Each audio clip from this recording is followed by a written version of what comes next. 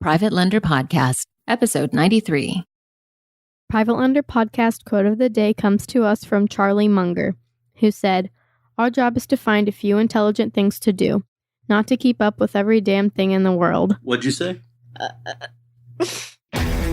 This is the Private Lender Podcast, the show that shares practical advice and know-how for new and seasoned lenders, from private mortgages on single-family houses to joint ventures on commercial projects and beyond. Discover details about investment vehicles that you won't find at your local bank or online broker. Listen and learn from private lenders and real estate investors, as well as from professionals and entrepreneurs, as they share the details, strategies, and the insight that allows for successful and prosperous lending. Now, get ready to increase your ROI. Here's your host, Keith Baker. Hey, how you doing, Lender Nation? Hello and greetings from the energy capital of the world, Houston, Texas, and welcome to the Private Lender Podcast. If you're looking for practical tips and advice on being a successful private lender and building wealth without banks or Wall Street, then you are in the right place. But if you want to learn from my mistakes so that you can avoid them, well, pull up a chair and pour yourself a drink, my friend, a stiff drink at that, because this podcast is for you. This is episode number 93. I'm your host, Keith Baker, and I promise this will be a much more upbeat episode than episode 92. For today, I'm going to bring back two guests that have been on the show before on different episodes. They're both full-time real estate investors in the greater Houston area. And they are my friends, Ray Sasser and Landon Rothstein. This episode has been talked about and half-assed planned, but it really came together to spur the moment. And I think you'll see this episode reflects that. We went back and forth on trying to get a time where the three of us could do an interview all at once. But in the end, we got it done and we made progress, and not perfection, but hopefully this will provide some decent value for you. I always tell people to avoid second liens until they are very seasoned and confident in what they're doing in private lending. However, today's subject on lending to, or subject to, buying a property subject to and possibly lending on what money the investor needs to get the seller out of the house. I've wanted to talk about it on the show, and I just haven't figured out the best way to do that, because I want to learn about it from all angles, not just from a lending perspective, but something to incorporate into my investing portfolio. Make no mistake, I'm neither endorsing or recommending you incorporate junior liens into your lending or lending on any sub-2 deals. It is a possibility. You can make money and you can lose a lot of money. So it's just like any other thing. You got to know what you're doing, to navigate through what could be some tricky waters. There's some, we don't get into everything here on this episode, but I did want to shed some light on this topic from two people who utilize this strategy in their real estate every day. And they're not just out on the circuit trying to sell a book. So during the interview that you're about to hear, I completely take a back seat and just let Ray command the show. When he starts to talk, he can get on a roll, and you can learn so much very quickly when Ray Sasser speaks. And I got so involved in becoming a listener of the show that I forgot to ask what Landon was paying his private lender who lends on these second liens on subject to deals. And I just can't figure out, how do you forget to ask the most obvious question? But it happened. So I apologize for that. I will try to find out before this thing goes live and put it in the show notes how much he's paying. Knowing Landon, it's as little or next to nothing, or as little as possible. So anyhow, let's go ahead and get down to the brass tacks and onto the interview regarding subject to deals and second position lien lending with Ray Sasser and Landon Rothstein.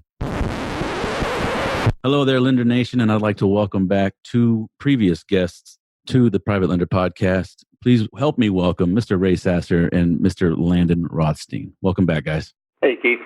Hey, this is Ray, and I'm really honored that you put me on the upper billing of this marquee. I appreciate it. I noticed that. You're very welcome. And the conference software Ray's up on the top of the screen, and Landon is on the bottom since he's on the phone. So anyhow, well, hey, guys, happy 2020, and thanks for coming back on, because today you guys are going to discuss a niche topic that I have stayed away lending on these types of deals because of perceived risk. And I understand that you guys, one of the masters of creating a subject to deal, and then now getting private lenders to fund the down payment, so to speak, to the seller. So let's go ahead and back it all up and explain, in case nobody knows what it is, but what does it mean to purchase a property subject to? Well, in a nutshell, the subject to is basically you're taking over the note, the existing financing that's already in place from the seller. And one pet peeve that I have is, in this real estate business, you know how people like to spell realtor instead of saying realtor. A lot of people get involved with subject to. They don't seem to know the difference between a real subject to and an assumption. what we're doing is not an assumption. We're leaving the financing in the original seller's name, and then we're making the payments for that person. Now, to get there, we usually have to do some catching up of arrears. I might have to make a payment to a wholesaler if the wholesaler is bringing me the deal. And sometimes the seller will want some money. So there'll be some money that it'll take to get into that position. But once you're there, you've usually got a nice low interest rate. I'm getting interest rates. I've had one as low as 2.8 recently, but they're generally around 3 to like 4.5, maybe 5%, which is a whole lot lower than I pay my private lenders. And you know this for a fact, Keith, because you're one of them. So anyway, the subject twos are pretty powerful once you get into them. Absolutely, because I charge a lot more than 3 to 5%, don't I? Yeah, you're pretty egregious. You're the devil. So the main thing I was saying here with the difference between the assumption and taking over the position of the original seller is we're not putting anything in our name, which is also critical. You don't want these things in your name. You don't want to have to go through all the hurdles the bank's going to make you go through and get approved for a loan. So with these subject twos, that loan is staying in the original seller's name. You know, Landon, I was even told that because you're not personally liable for that, you don't even have to show it as a debt on your income and debt statement. So in reality, it looks as income, but you don't have the debt obligation. So it makes your P&L look a lot better. Yeah, and that's true because you're not tied to it. You know, your Social Security is never coming up in that situation. It doesn't get reported on your credit. It's obviously reported on the previous seller's credit. And that's why, you know, you've got to be consistent with making the payments. And then that's, you know, another question that I get a lot with the sellers. They'll ask me, how do I know you're going to make the payment? And part of what I was saying before is, well, hey, if I just gave you $10,000 in arrears and gave you another $3,000 to walk away, I don't want to lose that money. So I've got to make my monthly payments. Otherwise, the bank's going to foreclose on me. Yeah. Usually if the seller's motivated, this is not near as big an issue as people conjure it up to be in their head as potential buyers. It's just not that big of an issue.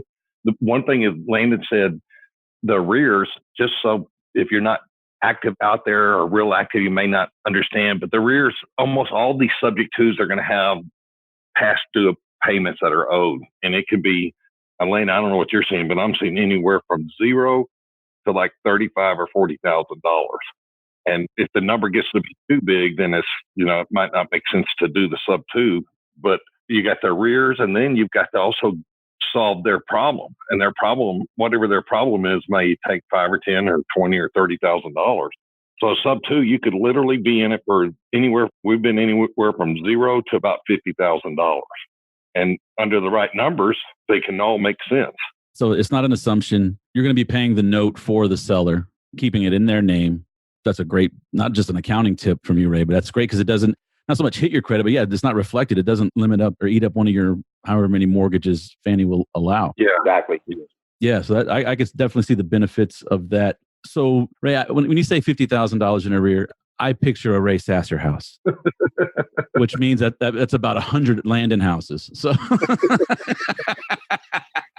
hey, Keith, you're bringing up a great point, though. You're bringing up a really great point. One of the things that the subject two has done for me, I'm getting into a whole lot nicer houses. I'm getting houses that are over 300,000, you know, 400,000, and I'm getting into them at a low bar. I don't need to jump through all the hoops, like I was saying before, to get approved for a loan, and may have to come up with anywhere from, like Ray said, $0 to $50,000 to get in.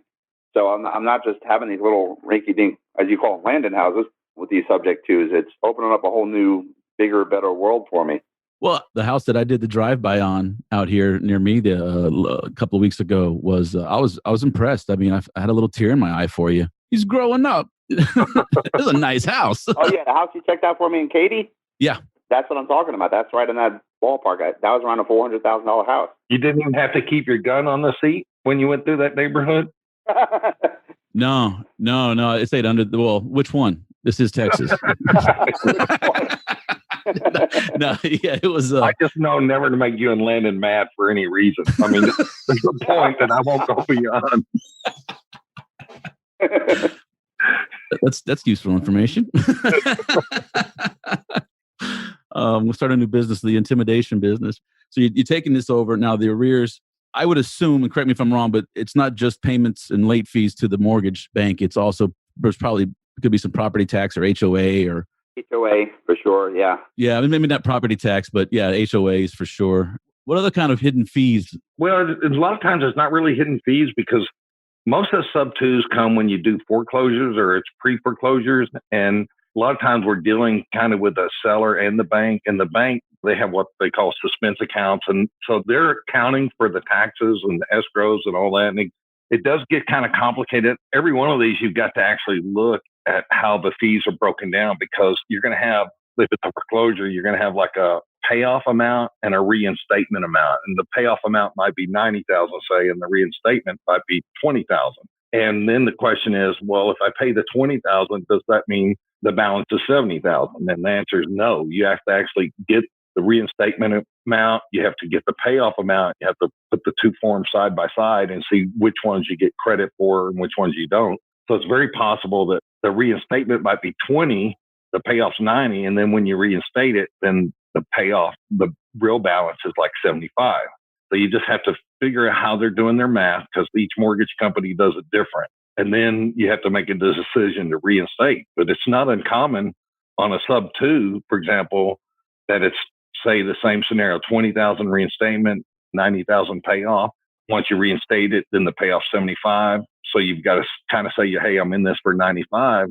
And then if the seller wants, say, 5, which is not unusual, then you're in it for 100. And if it's got a after repair value ARV of 170 or 180, you just do those deals all day long. Or if you're a wholesaler, you set it up like that so that when you turn around and sell it to hopefully me or Landon or anybody else, then you set that sub up to, we're much more excited about doing that deal. I mean, we'll look at that deal a lot sooner than we might look at some other deal where it's all cash. Very interesting.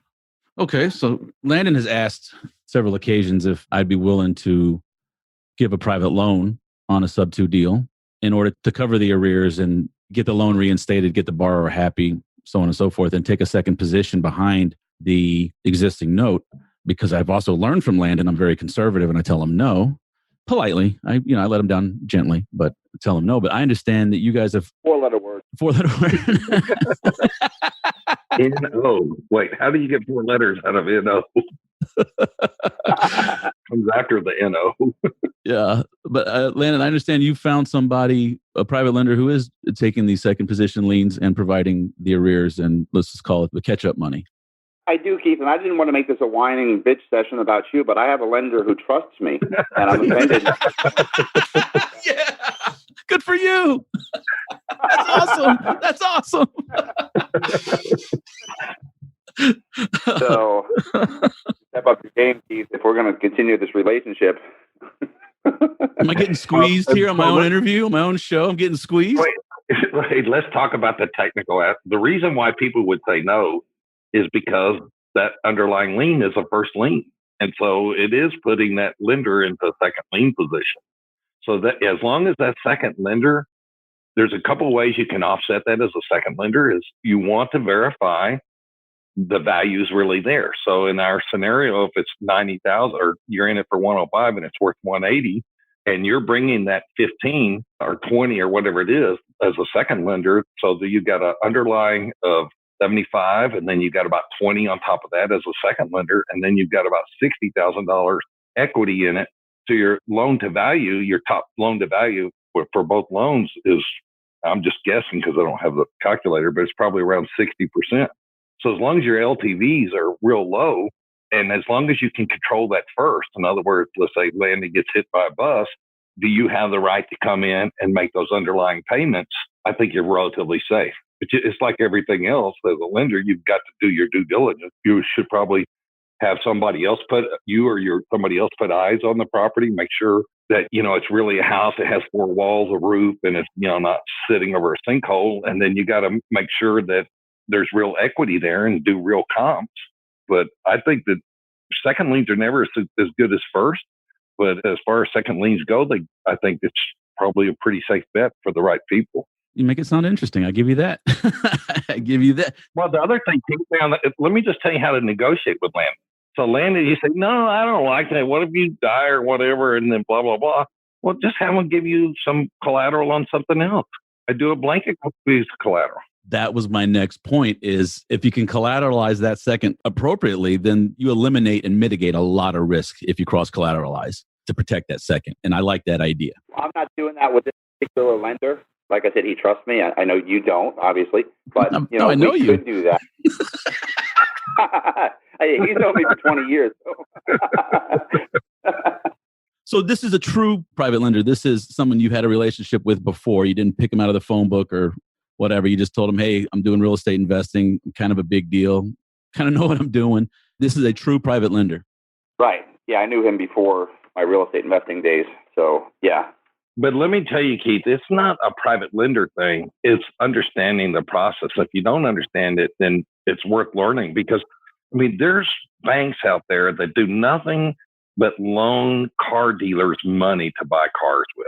How can a bank prosper and grow and go from one branch to 7 branches and work with that market segment with all the shenanigans that are going on? And it's just knowing who you're dealing with, knowing that you're properly collateralized, and making sure that the properties are what you think they are. And if you check the boxes that need to be checked, I just think that it's very doable.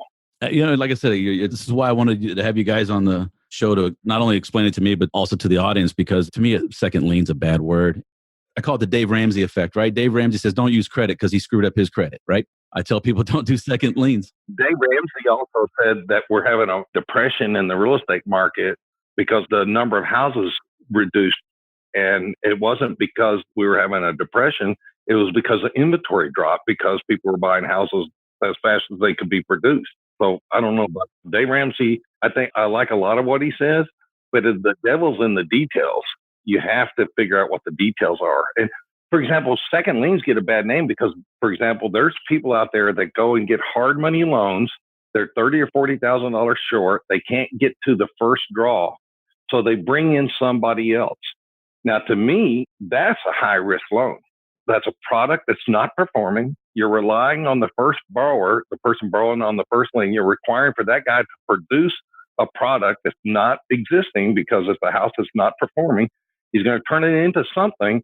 But you've got to make up the $40,000 or $50,000 he's short because he can't afford the down payment and he can't afford the first draw. As now, those people are doing those second liens, that scares the hell out of me. There's too many things that can't work. In this case, you've got a property that's probably already mature, that's in a reasonable subdivision. A lot of times these houses are built 2005, 2009 with interest rates were really, really low. They really don't need any major improvement.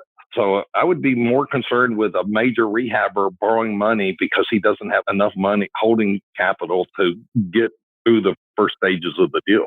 So second liens can be very dangerous. I've never understood. That's called gap funding. And I've never understood why anybody would be a lender in gap funding. And I don't know if you have people that come on and talk about that. No, because in that scenario, I get approached a lot. Hey, I've got this hard money lender will do the loan. I just need to come up with this cash. Just like you said, and it's no, because I'm not investing in a property so much at that point. I'm investing in a process, like you said, that guy's work product, and whether or not he or she is able to perform.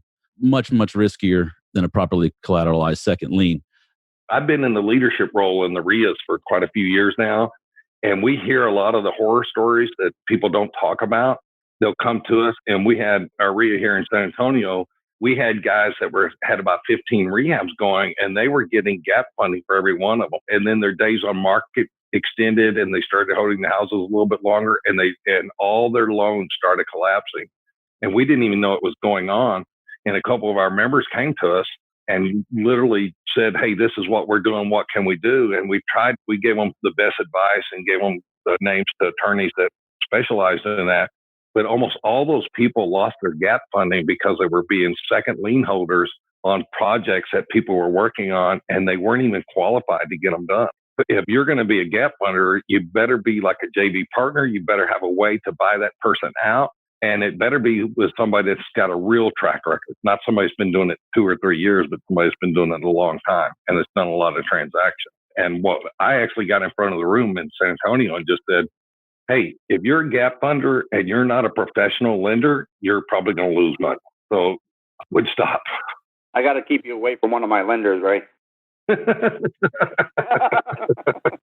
I have a bridge loan set up with one of my lenders. He actually gave me a $600,000 line of credit now that I'm using as a temporary placeholder till I get long-term financing in place. I got a company that will let me do long-term wraps. So I'm using my private lender's money to get the deals because time is of the essence. You got to have your cash ready to go. And his is just as good as cash. I mean, I literally get it sometimes the same day or usually the latest the next day. So I've got the money like instantly. And then we process them off with this company that's letting me do the long-term loans. What interest rate are you getting? For the long-term money?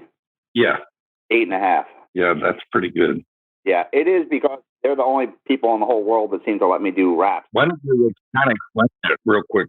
So, like how you're doing, how you're doing like a sub-2 to a wrap. And by the way, before you get into that, I think Landon may have told you we're doing like a webinar. When is that? Next Tuesday, Landon? And we're going to talk more about this. And then we're doing a class on the 25th, and we're doing an all-day class just on sub-2s and how to negotiate for the sub-2s, how to talk about what the exit strategies will be, which will include either renting or doing a wrap. 2s, even for flippers, is good because for a flipper, instead of maybe bringing $100,000 to the table, you might be bringing $20,000. And the point people miss on that, like if you're the wholesaler and you have an option of setting this up, say, hey, I'm going to sell this to my potential buyers, and I'm going to say, I'm going to go and negotiate an all cash transaction. If you were to say, try for the sub-2 first as a wholesaler, structure that. Then when you go to sell it to the marketplace, like somebody like me or Landon or people that are real active, if you say, well, Ray, look, you only have to bring $20,000 to the table because $70,000 or $80,000 can be done a subject to, even as a flipper, that's a good thing because I might not have to bring in a hard money lender. And if I don't have to bring in a hard money or private lender for that first, because I'm taking it over as a sub-2, that deal gets to be a lot more attractive because I might be able to do it out of my IRA. I might be able to do it out of my bank account, and I don't have to pay those extra costs. If you don't mind, can you just kind of tell them what the wrap is and what that means and how you're doing it? Yeah. Well, the wrap just essentially means that there's already an underlying lien in place. And then when I sell to my end buyer on owner finance. And these are perfectly fine. You just got to disclose that you have an underlying lien. You can't not tell the end buyer that there's an underlying lien there. So my lender's okay with it. My borrower's okay with it. As long as you get all your documents signed, you're fine. Some of the other things I would have added there, Ray, like with the class, is that we're going to have like a checklist for the subject to process. We have a separate checklist for documents that I need from my end buyer. And then we'll have like a sample contract that'll help these people get these subject to deals done. Cool. The key on the wrap is when you're wrapping that loan, you're wrapping at typically what interest rate? 10%. And your underlying cost is what? It depends. I get loans as low as 5.5%. And with this one company I'm doing a lot of work with now, it's 8.49. So I've got a little bit of a spread in there. And 8.49 is the highest that I ever have underneath. Yeah. So if you're doing a sub-2, then what is it? Yeah, and the sub-2s, obviously, like I said, I might get those at 2.8% or 3.5%, or all the way up to maybe 4.5%, 5%. That's some nice arbitrage. Yeah. Keith, explain that. I know you probably have a lot of the same people, but to me, the arbitrage is that's the whole story. That's the whole reason to be excited. Well, exactly. If you lock up a house, take it over sub-2, and I'm talking from the investor, not as the lender at this point, really, really in favor of it. Two things I wanted to say. One was that was a smooth segue into promoting the class and getting the plug. I like that. Thank you, Keith. I like that. Good. And aren't you having a private lender speak at that class? Ray, do you have a private lender lined up for the subject to class? I hadn't thought about doing it. I mean, of course, if Keith would want to share some of his wisdom, we would love to have him there. But, he's going to have experience doing these kinds of loans, won't he, Landon? You don't want Keith? Well, I mean, he says he don't do these kind of loans. I'm perfect. You don't make the cut, Keith. Sorry. We know it's your show, but you don't make the cut.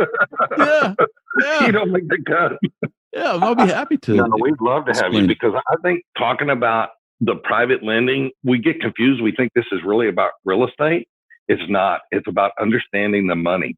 And from a private lender's perspective, I mean, that's what it's all about. And just what you're about to say on the arbitrage, I think that this is what it's really about. I mean, I think I spent the first 15 or 20 years real estate investing working on the wrong stuff, like fixing up houses, collecting rent, and chasing tenants and stuff like that. But the more we start focusing on the money aspect of it and how to make the money work for us when we're awake and asleep, and Landon would be on one of his many, many cruises, the more we realize how important understanding the money is. And to me, the whole point of the sub 2 class and the wraps and all that, it's the primary focus of that is going to be, what does that mean money wise? That's the main thing we got to understand. And then once we understand why that's so important, then we can drill down into like, well, how do you convince somebody to do a sub 2? How do you tell that buyer that, hey, there's an underlying mortgage, and what happens if you don't pay that underlying mortgage? How do you have those conversations, and how do you protect that buyer? How do you create this process where it's safe for all the people to participate? And what do you do if something goes wrong? Hey, Ray, you're bringing up a really good point, though, about the financing, and instead of slaving away, rehabbing houses and collecting rent. I'm doing a deal right now in Humble where the end buyer is going to pay me $431,000 in interest over the course of the loan, where I owe right around $200,000. So I'm going to make over $200,000 just on the financing aspect of this, not counting my spread on the property. So that's where, for me, the real magic comes in. How many hours will you have to make the $200,000? Not much, probably literally under 30 hours. And that's dealing with power of attorney and getting all the docs signed and going through closing and all that. I mean, over the years, I'll have my note servicing company collect the money from the buyer, so I'm not going to too much there either. But right now, I probably got about 30 hours in. And yeah, and you've got to collect it over a period of time and all that stuff. If you get 100 of these, you're not going to be the person collecting them. 2 or 3, you're the person collecting them. But the goal is to figure out how to get to that point. Yeah, I don't collect on any of these anymore. Just I let the note servicing do it.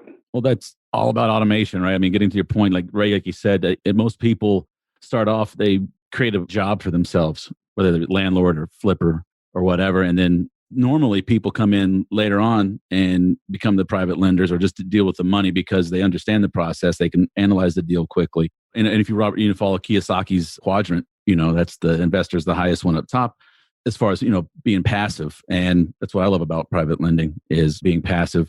And this class, I am looking forward to it because I want to put together a module on being a private lender on a sub 2 deal and where can you mitigate and where do you the risk and where can you get yourself into some serious trouble, going back to the LTVs and whatnot. So, because at the end of the day, as a private lender, I'd be betting on you and Landon more so than the property and knowing what you guys can do. So I always tell people don't lend strangers on the second lien. Well, heck, I loaned a friend on the second lien. I got robbed on that one. So maybe you shouldn't loan to friends either. But I did not properly collateralize my lien. And that's on me. So there'll be a link in the show notes. If you're interested in going to this class, I will be there. I might even have the kids with me. I don't know. We'll see. But they'll be quiet. I'll make them like enter people's emails or something. We'll put them to work. We'll have them do something. I am looking forward to it because I think above all else, I am a huge proponent of creative financing and looking at a set of rules and finding ways to stay within those rules, but to create profit, to create value and have my money work for me. So this is a very interesting concept. And this is one of the reasons why I wanted to have you guys on the show so I could make me eat a little crow about the second position and to understand a little more how it's protected. But 713 RIA, or how do you guys are advertising this? What's it through? If they don't go to the show notes, where can they go to find out more about this class and your webinar? The best place to go is the 713 meetup. And that's 713 Houston area Real Estate Investor Network. I know it's a nice short one that Ray likes. And we have a link on Eventbrite too for that as well. I don't know if you can put those in your show notes or not, but if you can, that'd be great. Send them over to me. I will. Yeah. So as I'm sitting in this little picnic table and there's this little canopy over the top or a little umbrella over the top, I'm sitting there dealing with a major rehab issue. And I look up and there's Landon and my wife walking around smashing grapes with their toes. We're in Napa Valley, and they're making wine.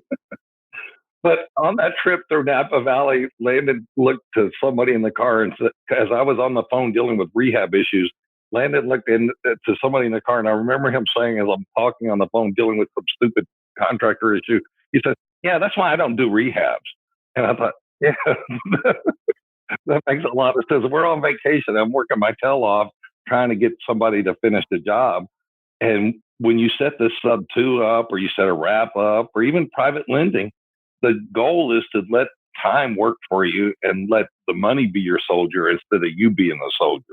Absolutely. Yeah, and I didn't want to really point that out before, but I will now that Ray's bringing it back up. You know, Ray spent over 15 years rehabbing, more than 15, I'm being generous, and it took him a whole lot longer to figure out to get to where I am now. I did it maybe in a third of the time that he did. I didn't want to say it that way, but... well, hey, to be fair... I know it pains you, Landon. It pains you to say that. It really does, right? But Landon, to be fair, Ray did this without the same technologies that we have today. Ray, isn't it true that when you went to the land grab in Manhattan, didn't you have to survey your own lots? Yeah, but I got to work with the founding fathers. So, I mean, I tease out of love. Landon and I refer to Ray as the encyclopedia of Houston area real estate investing. So, and practical knowledge, not just theory, but experience behind him. So, there's other nicknames we have for Ray as well. This is a family show. Yeah. No, please. Well, hey guys, thanks again for coming on again. Welcome back. You know, this is your second time. The first time you guys are together. So we'll see if we can't do some more, and we'll get the information out about the class. Let me give them my phone number as well, too. So if anybody wants to call to find out about the class, in case the name was too long for them, they can call me at 281-852-7777. 281-852-7777. Okay. You heard him, folks. Call. I'm gonna be blowing that number up now. Anyway. Well, hey, looking forward to it, guys. And thanks again for coming on, and thanks for sharing your knowledge about subject 2 and helping me wrap my head around it so that we can find ways to increase the safety and, mitigate the risk. Yeah, well, you should jump on the webinar too, Tuesday night. Tuesday night, okay. If they get on with the computer, we'll have kind of some graphics, kind of show kind of a picture of how it works. It's, everything in real estate can be complicated, and you need to educate yourself. But if you can borrow millions and millions of dollars without having to qualify for it, I think that's a good thing. Absolutely. Absolutely. Yes, it is. Yep. All righty, guys. Thanks again, and we'll see you soon. Thank you, Keith. Thanks for having us. Bye. Thank you, Keith. And there you have it. Hope you found some value and you learned something. I'm looking forward to going to their class and learning. Well, by the time this comes out, it'll be this Saturday. And I will report back on what I find out from these guys. So please help me get the word out and increase awareness for this show by sharing or forwarding this episode to somebody who you think might benefit from it. Or maybe it's somebody you're trying to cultivate into a private lender. It's a great source for them. You suggest it, but it's not your idea. So it's impartial value to them because it's a third party. And I'm just rambling on at this point, aren't I? Okay. So I'm going to ask you for the regular stuff now. Please go leave an honest rating and review over at iTunes, Google Podcast, or whatever platform you use to listen to this show.